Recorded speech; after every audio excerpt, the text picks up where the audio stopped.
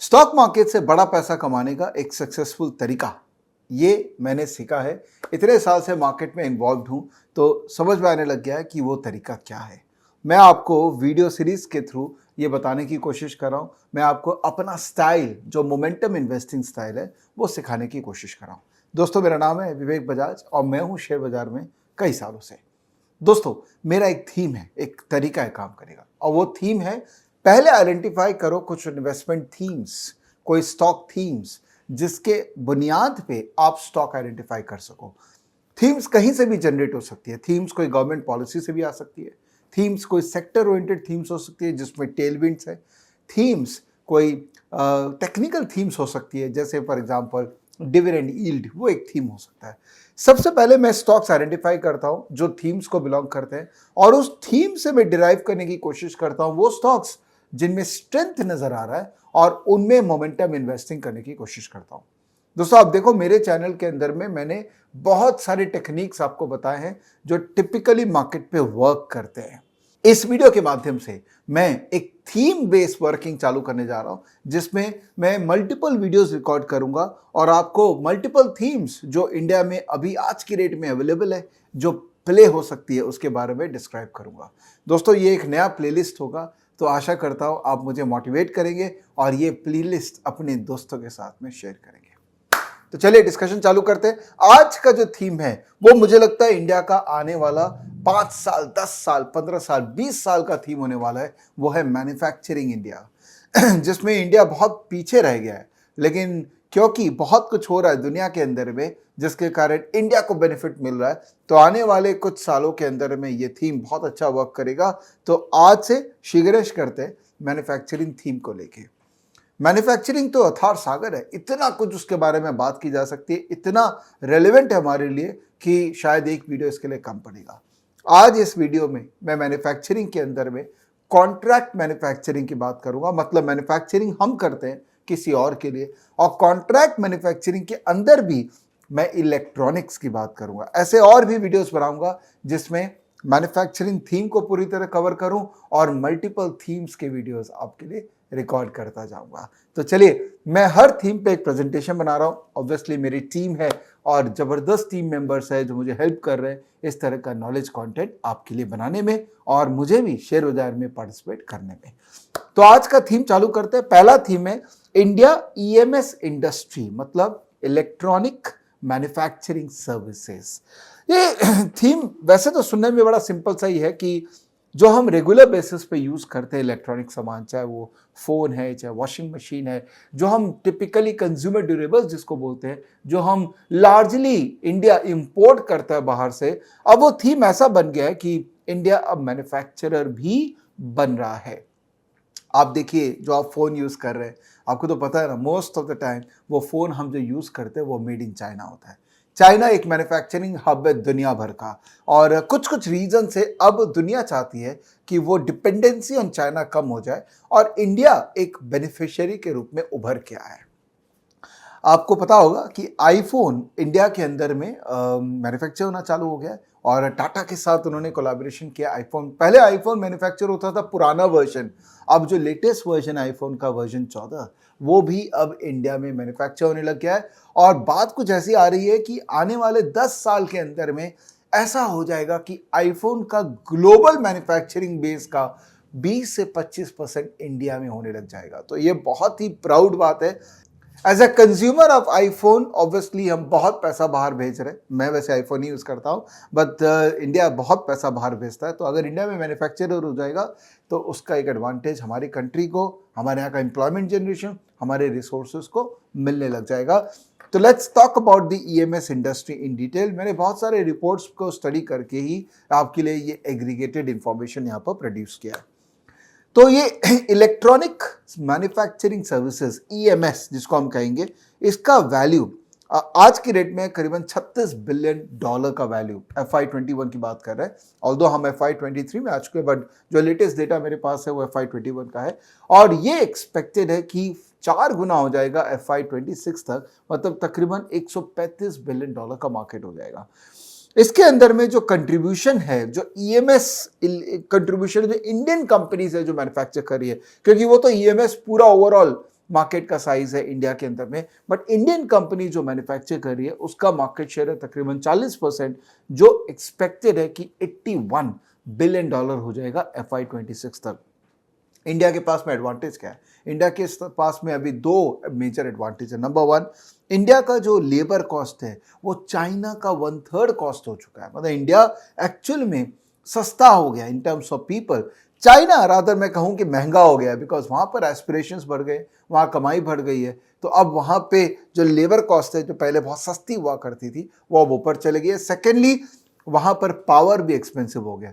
China में क्या होता था, पावर जो है वो स्टेट स्पॉन्सर्ड होता था, तो बहुत सस्ते में पावर उनको वहाँ की लोकल गवर्नमेंट दे देती थी, तो वो अब धीरे धीरे वो बंद कर रहे हैं, बिकॉज पोल्यूशन वहाँ बहुत हाई है एंड लोकल इंडस्ट्रीज को वहाँ पर अब डिमोटिवेट किया जा रहा है, बिकॉज पोल्यूशन को कंट्रोल किया जा रहा है। देखिए अल्टीमेटली वो कंट्री अब रिच हो गई है, रिच नेशन की तरफ जा रही है, तो वो चाहते हैं कि उनका जो कंट्रीमैन है उनका लाइफस्टाइल और बेटर हो।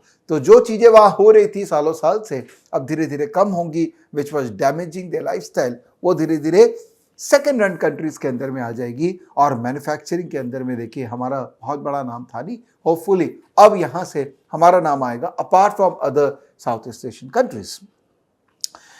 ये डोमेस्टिक अप्लायंसेस, देखिए हम अपने घर के अंदर में we are buying on regular basis all kind of electronic appliances.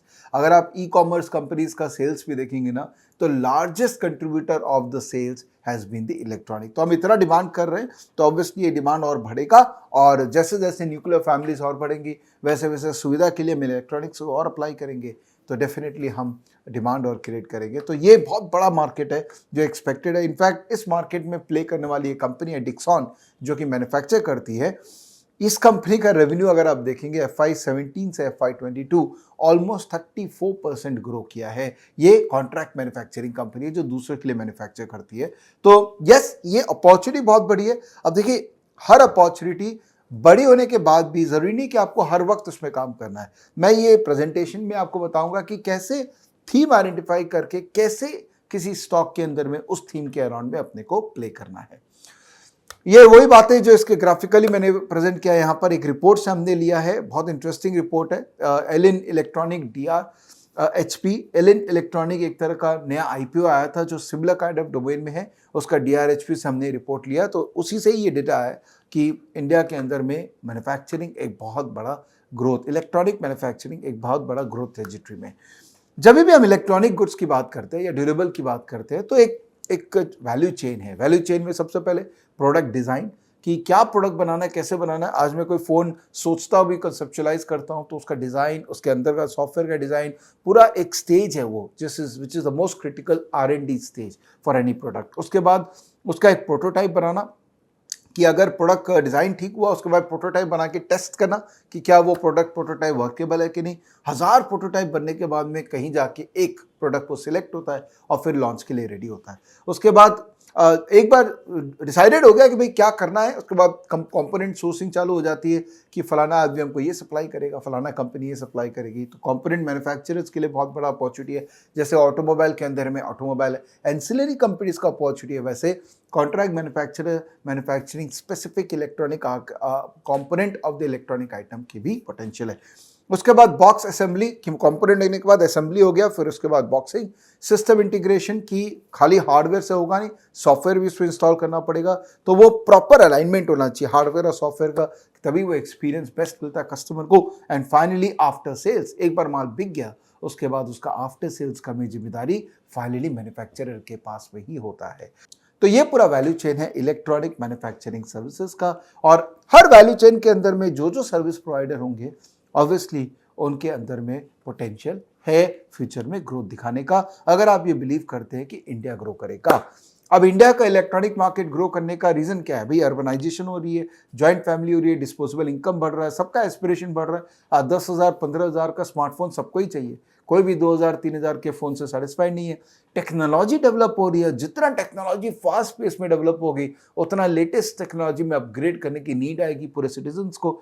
Smart electronics, smart system, smart switches, हर चीज स्मार्ट हो रहा है, तो वो स्मार्ट होने के लिए आपको भी स्मार्ट बनना पड़ेगा। So you obviously have to incur lot of expenditure in becoming smart.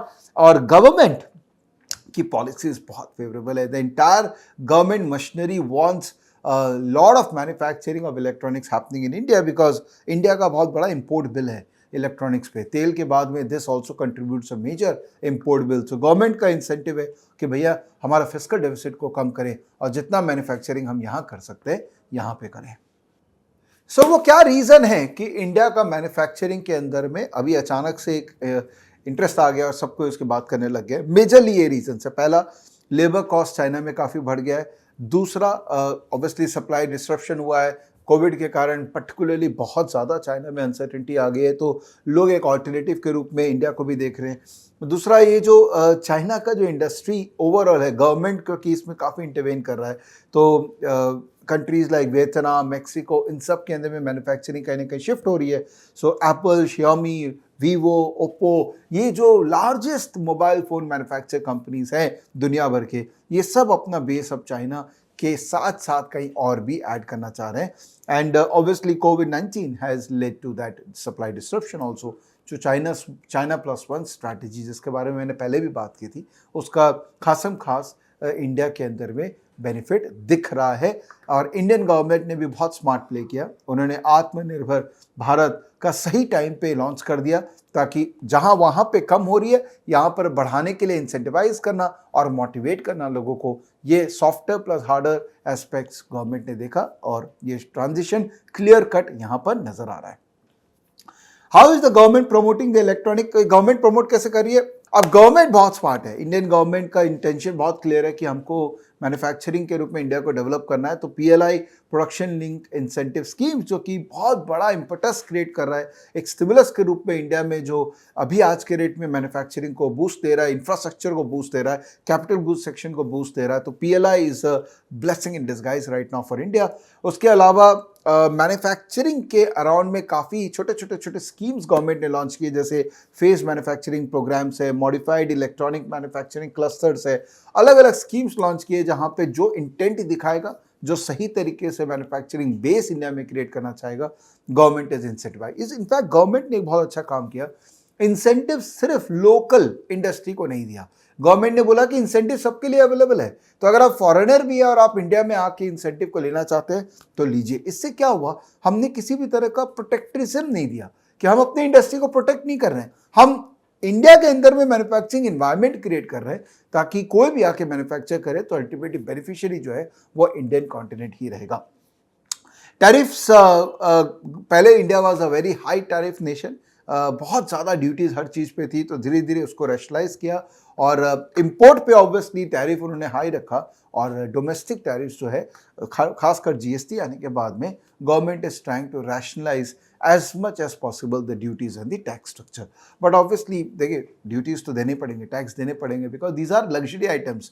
जो एसेंशियल है उन पे बहुत सारा ड्यूटी नहीं है, बट जो लग्जरी वाली आइटम है उनके ऊपर में डेफिनेटली ड्यूटीज़ काफ़ी ज़्यादा है। दो तरह के ईएमएस होते हैं, पहला होता है ओरिजिनल इक्विपमेंट मैन्युफैक्चरर और दूसरा होता है ओरिजिनल डिज़ाइन मैन्युफैक्चरर। OEM का मतलब हो गया ओरिजिनल इक्विपमेंट मैन्युफैक्चर, मतलब कि कंपनी ने आपको राइट दे दिया कि आप मेरे लिए मैन्युफैक्चर कीजिए, तो मैं आप ही के लिए मैन्युफैक्चर कर रहा हूं और उसमें टिपिकली उसमें मैं बहुत ज़्यादा डेविएशंस नहीं कर सकता हूं। इसमें रोल खाली कंपनी का है कि वो वैल्यू एडेड कुछ नहीं कर रही है, खाली एक प्रोसेस जो बनाया हुआ है उस प्रोसेस से मैन्युफैक्चर कर रही है। तो ऐसा टर्नओवर बहुत हाई है, मतलब बहुत ज़्यादा सेल्स होता है, मार्जिन बहुत कम है, वर्किंग कैपिटल साइकिल भी बहुत कम है, इसमें रिस्क रिलेटिवली ज़्यादा है बिकॉज ये तो कमोडिटाइज काम है, तो कोई भी अगर बेटर एफिशिएंसी से काम कर पाएगा तो बिजनेस शिफ्ट हो जाएगा एक्स से लेके वाई में, अगर वहाँ पर एफिशिएंसी ज़्यादा दिखेगी, कॉस्ट पे कंट्रोल बेटर दिखेगी, because these are standardise commoditise work which is expected from the OEM manufacturer. Original design manufacturer, original design manufacturer का कॉन्सेप्ट है कि मैं डिज़ाइन में भी इन्वॉल्व हूँ, ये पूरा प्रोसेस के अंदर में वैल्यू एडेड प्रोसेस में इन्वॉल्व हूँ। So right from designing stage to the final production stage, यहाँ पर जब आप इन्वॉल्व होते हैं तो आपका वैल्यू एडिशन और ज़्यादा है और इसके अंदर में केपेक्स की रिक्वायरमेंट ऑब्वियसली ज़्यादा होगी बिकॉज आप वैल्यू एडिशन कर रहे हैं, मार्जिन कम होता है बट एब्सोल्यूट टर्म्स में रिटर्न बहुत हाई है, सस्टेनेबल रिटर्न्स है। तो OEM is a commoditise thing and original design manufacturer is a specialise activity. तो जब आप किसी भी कंपनी को इवैल्यूएट कर रहे हैं तो आप ये अपने आप से पूछिएगा कि ये OEM मैन्युफैक्चरर है कि ये ODM मैन्युफैक्चरर है, ठीक है। कि रिस्क इस पूरे प्रोसेस के अंदर में रिस्क है। सबसे बड़ा रिस्क है गवर्नमेंट का रिस्क। गवर्नमेंट चेंज हो जाए, गवर्नमेंट की पॉलिसीज अगर मैन्युफैक्चरिंग को सपोर्ट ना करे तो obviously that is the risk this industry is carrying, but somehow मुझे नहीं लगता है कि वैसा कोई रिस्क आने वाला है। कमोडिटी प्राइसेस एक बहुत बड़ा प्रॉब्लम है। कमोडिटी प्राइसेस जब बढ़ते हैं तो मार्जिन कम हो जाता है, बट कई बार होता है कॉन्ट्रैक्ट्स जो है वो कमोडिटी प्राइस लिंक्ड होता है, तो अगर कमोडिटी प्राइसेस बढ़ रहे हैं तो कॉन्ट्रैक्ट में एस्केलेशन क्लॉज है। अगर कमोडिटी प्राइसेस घट रहे तो वहाँ भी आप एक्स्ट्रा रिटर्न नहीं जनरेट कर पाते, तो वो कमोडिटाइज हो गया है। और उसके बाद एक रिस्क है कि कई बार होता है कि मैक्रो लेवल पे कई सरप्राइजेस आते हैं which makes industry very non dependent. For example manufacturing के ऑटोमोबाइल के अंदर में अभी ईवी का इवोल्यूशन आ रहा है, तो अगर कोई भी कंपनी ईवी के हिसाब से अपने आप को ऑटो एंसिलरी अपने आप को नहीं इवॉल्व करवा रही है तो उसका एक नेगेटिव इम्पैक्ट क्लियरली उसमें नज़र आता है। तो there are certain surprises which can happen because of change in customer preferences or change in macro of the industry। तो अगर किसी भी OEM को हमको इवैल्यूएट करना है तो हमको सबसे पहले देखना होगा कि स्केल अप कर सकता है कि नहीं, इसका बैकवर्ड इंटीग्रेशन हो सकता है, क्या वो ODM बन सकता है, और क्या इनका पोर्टफोलियो ऐसा है कि जो बैलेंसिंग करता है। बिकॉज एक ही क्लाइंट पे डिपेंडेंट होगा, एक ही प्रोडक्ट पे डिपेंडेंट होगा, तो टाइम पे अगर फ्यूचर में उस क्लाइंट से या उस प्रोडक्ट में कुछ भी हुआ तो उसके कारण जो सप्लायर है उसके प्रॉब्लम आ जाएगा। तो when you are evaluating any company on the contract manufacturing space you have to be very very careful with the concentrated portfolio if the company may have for with respect to the client and the products। So कैसे evaluate करते हैं किसी भी कंपनी को? पहला, product portfolio and the new categories which can be added. दूसरा, market size क्या है जो वो चीज़ बना रही है। जैसे वॉशिंग मशीन है तो उसका मार्केट साइज क्या है, मोबाइल फ़ोन है तो उसका मार्केट साइज क्या है, उसका टाइम क्या है। तीसरा, प्लांट एंड कैपेसिटी कितना है, क्या वो एक ही प्लांट ऑपरेट करिए, मल्टीपल प्लांट है, जितने ज़्यादा प्लांट होंगे उतना डाइवर्सिफाइड है। एक ही प्लांट होगा, एक ही स्टेट पे होगा तो पॉलिटिकल रिस्क भी है उस प्लांट के अंदर में। कॉम्पिटिटर्स कौन कौन से हैं, नए नए कॉम्पिटिटर्स आते रहते हैं, डिस्ट्रप्टिव कॉम्पिटिटर्स आते रहते हैं, तो क्या एग्जिस्टिंग कंपनी इवॉल्व कर रही है अपने आप को और कॉम्पिटिटिव बन रही है। Then you have market share, इस कंपनी का मार्केट शेयर क्या है vis-a-vis other people. So अगर डिक्सॉन मैन्युफैक्चर कर रही है किसी के लिए तो उसका मार्केट शेयर क्या है वो जानना ज़रूरी है, और क्या वो मार्केट शेयर घट रहा है या बढ़ रहा है। ये सारी बातें आपको एक्चुअली में मैनेजमेंट का जो क्वार्टरली रिजल्ट्स आते हैं ना उस पर पता लगेगा। तो you have to go through all the con calls which your company is doing। अगर आप इन्वेस्टर है और आप बड़ा पैसा बनाना चाहते हैं तो कॉन कॉल सुनना अत्यंत ही आवश्यक है। उसके बाद, क्या कंपनी कोई एक्सपोर्ट अपॉर्चुनिटी टैप करी है? ये तो हो गया कि भाई OEM में कर रहा हूँ इंडियन कंज्यूमर के लिए, बट अगर मैं यहाँ से जैसे आईफोन एक्सपोर्ट होने की भी बात हो रही है, so that could be a big big positive for the companies which is manufacturing it on behalf of the company.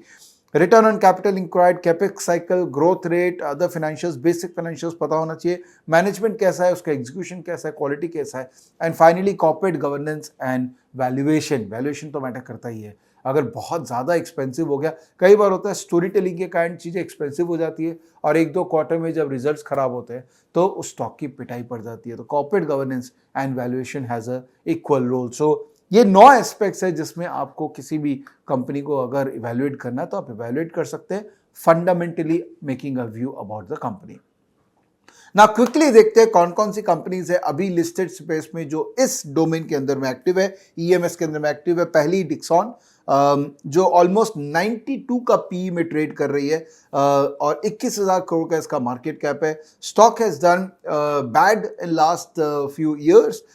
शुरुआत में कोविड के समय इनमें काफ़ी ग्रोथ नजर आया था, बट अभी हाल फिलहाल के अंदर में पर्टिकुलरली 2022 के अंदर में इस स्टॉक की बैंड बजी हुई है। क्यों?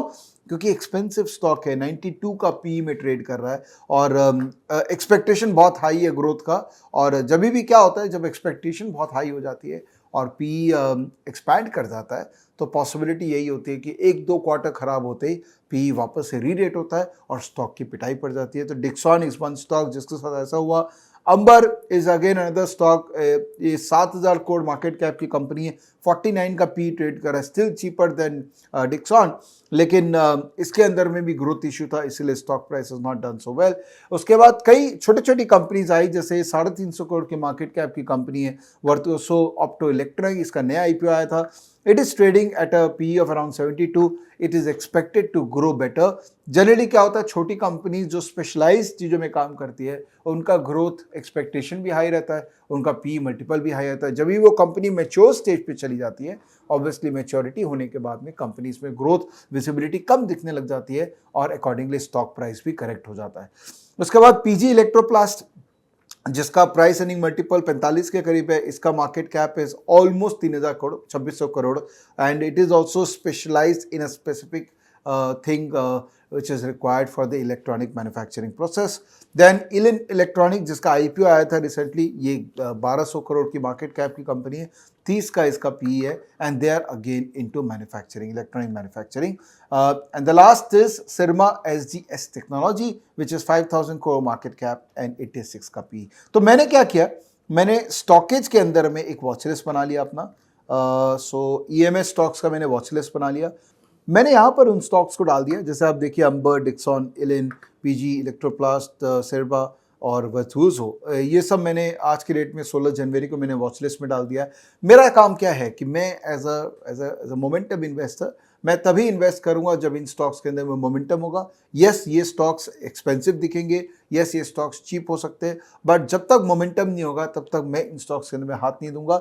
तो अगर मैं क्विकली इनका परफॉर्मेंस देखूँ पिछले एक साल में, PG Electroplast has given a return of 39%, लेकिन बाकी कंपनीज देखें, अंबर 46% नेगेटिव है, डिक्सॉन 32% नेगेटिव है. So they have been a very bad wealth creator, rather I would say they have been a wealth destroyer, largely because they became very expensive till last year, because स्टोरियाँ बहुत चल रही थी, लोगों को लग रहा था काफ़ी पोटेंशियल है. But see, valuation is important. You can't buy everything and anything at any price. There has to be price which has to be given. और जब मोमेंटम खत्म हो जाए किसी भी स्टॉक में, उस स्टॉक से एग्जिट कर लेना ही समझदारी है. जैसे एग्जांपल के रूप में अंबर इलेक्ट्रॉनिक्स चलते हैं और वहां पर इसका चार्ट स्टडी करते हैं हम लोग. तो look at this chart, the H chart, जहां पर हम लोग यहाँ आरएस को भी प्लॉट कर रखे हैं. ये देखिए स्टॉक, इसका आरएस नेगेटिव कब हो गया था, दिस इज द प्राइस. यहां से 3300 का भाव से इसका आरएस जो है वो नेगेटिव हो रखा है और कांस्टेंट बेसिस पे नेगेटिव चल रहा है. मोमेंटम भी इसके अंदर में नहीं आता है, स्टॉक में राइज, सेल ऑन राइज आ रहा है. तो इसका मतलब इस स्टॉक में आज के रेट में मैं काम नहीं कर सकता हूं, until you are a value investor and you want to take a very strong value call in any stock. मैं अभी मोमेंटम नहीं हूं तो मैं इसके अंदर में काम नहीं करूंगा. Let's see Dixon technologies. Dixon technologies में मैं चार्ट में जाता हूं. Let's see the H chart. तो यहां पर भी देखिए आरएस इसका नेगेटिव चल रहा है. इस प्राइस पे 44 के प्राइस पे नेगेटिव हुआ था और अभी भी आज के रेट में 3500 पे नेगेटिव ही है. तो नेगेटिव मोमेंटम है, तो अभी मैं इनमें बहुत ज़्यादा पैसा नहीं डालूंगा, मोमेंटम नेगेटिव है. बट डेफिनेटली मैं इन स्टॉक्स को ट्रैकर में डालूंगा और जब भी मुझे इनमें मोमेंटम नजर आए मैं इनका मोमेंटम में प्ले करूंगा. जैसे पीजी इलेक्ट्रोप्लास्ट, अगर आप देखिए इसका चार्ट अगर अपने स्टडी करते तो यहां पर आप देखिए ये स्टॉक का यहां पर एक पॉजिटिव मोमेंटम बिल्डअप हो रहा है, कंसोलिडेशन के साथ पॉजिटिव मोमेंटम बिल्डअप हो रहा है. तो शायद इस स्टॉक में मैं थोड़ा थोड़ा पोजीशन बिल्ड करना चाहूंगा. आई will not B negative about this company. उसके अलावा और भी कंपनीज हैं जिनको मैं ट्रैक करूंगा. ट्रैक करने का सबसे सिंपल तरीका, स्टॉकेज के अंदर में जब आप वॉच लिस्ट बनाते हैं तो यहाँ पर आप स्कैन्स में देख सकते हैं. यहाँ स्कैन्स के अंदर में आई कैन सी किस स्टॉक में किस स्कैन में क्या हो रहा है. जैसे ये सारे स्टॉक्स में वर्तोसो के अंदर में अभी डिलीवरी हाई है, आरएस भी इसका स्ट्रांग है. तो ये स्टॉक का मैं चार्ट देखूंगा और इसके अंदर में मैं देखता हूँ अगर मोमेंटम आ रहा होगा तो शायद मैं इसमें थोड़ा पोजीशन बिल्ड करने का अटेम्प्ट करूंगा. हमेशा ध्यान रखिएगा, कभी भी किसी भी स्टॉक को थीम बेस खेलना है तो हम पूरा पैसा एक बार में नहीं डालेंगे. हम ट्राई करेंगे, चालू करेंगे 10% 20% डाल के. से हमको पता है एक स्टॉक में मुझे 5 लाख रुपए डालने फॉर एग्जांपल, तो मैं 10% मतलब 50,000 डालूंगा. फिर मैं देखूंगा, उसको ऑब्जर्व करूंगा, अगर वो वहां से ऊपर जाने का ट्रेंड बना रहा है तो मैं 50,000 और कमिट करूंगा. जैसे जैसे प्रॉफिट होगा वैसे वैसे मैं अपना पोजीशन और बिल्ड करूंगा. जैसे जैसे लॉस होगा मैं अपने पोजीशन से निकलता जाऊंगा. सो ये स्टॉक के अंदर में देखिए इट्स अ न्यू आईपीओ. ये बहुत दिन पुराना आईपीओ नहीं है. लेट्स सी, नहीं ये नया आईपीओ नहीं है, दूसरा वाला नया आईपीओ था. इसके अंदर में इसका लिस्टिंग हुआ है, 1 साल का चार्ट देखें तो यस, इसका लिस्टिंग, हाँ ये 15 सितंबर को लिस्टिंग हुआ, इट्स न्यू आईपीओ। अभी तक इसका रिलेटिव स्ट्रेंथ चार्ट नहीं बिल्डअप हुआ है, बट इसका चार्ट का पैटर्न देखें अगर और मोमेंटम देखें तो it's not a negative stock, it's a decently positive looking chart pattern. तो इसमें अगर मैं बिजनेस मॉडल से कन्विंस्ड हूँ तब इसके अंदर में मैं छोटा अपना पोजीशन बिल्ड करना चाहूँगा। तो my role is as a market participant कि मैं अपने वॉच लिस्ट को डेली बेसिस पे देखूंगा और इनमें कभी भी कुछ एक्शन होए तो मैं इसमें पार्टिसिपेट करने का सोचूंगा। I will not be in a hurry to participate in the stocks. तो फटाफट समराइज करते हैं, हड़बड़ी में मैंने बोल दिया बट समराइज करते हैं कि इंडिया के अंदर में कॉन्ट्रैक्ट मैन्युफैक्चरिंग बहुत बड़ा बेस है, स्पेशली इलेक्ट्रॉनिक सर्विसेज के अंदर में। I think India can really create a mark, specially जो चाइना का प्रॉब्लम अभी चल रहा है, यस वियतनाम वगैरह सब है, बट इंडिया का political structure is much more stable, India का बाकी socio political structure is also stable. तो इंडिया का मैन्युफैक्चरिंग बेस बेटर होना चाहिए, contract manufacturing should grow, electronics contract will grow and there are certain companies which are into it. नई companies भी और आएंगी जो लिस्ट होंगी, तो आप इस थीम को अपने पास रखिए definitely and start tracking the stocks which are showing some resemblance to upside in this theme। ध्यान रखिएगा, लाइफ में अपने को अपने 5-6 थीम ऐसे पकड़ने हैं जिनके सारे स्टॉक्स आपके मुट्ठी में होने चाहिए, और अगर उस थीम से रिलेटेड कोई भी स्टॉक है जिसमें मोमेंटम आ रहा है तो उसमें पार्टिसिपेट करना चाहिए। अगर आप यही लॉजिक पे मार्केट में काम करेंगे तो बहुत ही पीसफुल इन्वेस्टिंग आप कर पाएंगे। थैंक यू सो मच ये वीडियो देखने के लिए, I hope you like it.